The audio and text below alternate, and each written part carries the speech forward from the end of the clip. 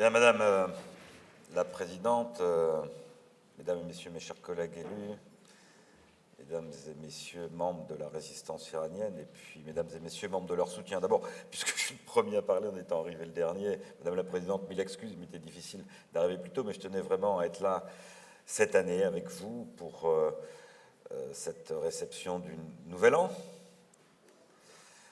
en attendant d'autres manifestations que nous avons ensemble ici, à l'occasion en particulier du Nouvel An iranien.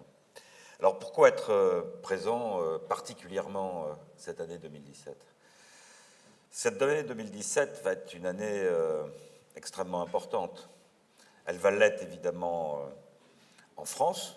Nous sommes dans un processus électoral, présidentiel et législatif. On voit bien que ce sont des choix de société importants qui sont en jeu.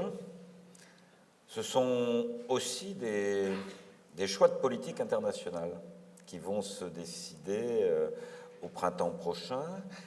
Et nous savons bien que la position de la France dans cette situation internationale, et notamment sur les principales zones de conflit et de tension, est extrêmement importante.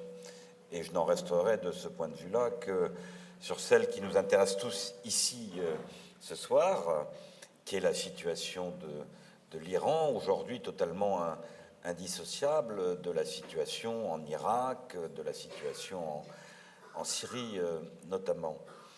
Je veux vraiment vous assurer, au nom du Comité parlementaire pour un Iran démocratique, puisqu'en dehors de mon statut de député du Val d'Oise, je représente aussi un nombre très important de parlementaires de toute sensibilité politique, que nous sommes extrêmement vigilants et que nous avons un dialogue constant avec le gouvernement sur ce que doit être la position de la France. La position de la France, elle est aujourd'hui extrêmement claire dans le combat contre Daesh. Elle est aussi extrêmement claire vis-à-vis du régime de Bachar el-Assad et sur la situation de la Syrie. Elle est donc extrêmement claire avec les soutiens de Bachar el-Assad, qui sont d'un côté la Syrie, et on le sait, de l'autre côté, le régime iranien actuel des Mollahs, extrêmement impliqué aujourd'hui en Syrie, et on sait d'ailleurs pour quelles raisons.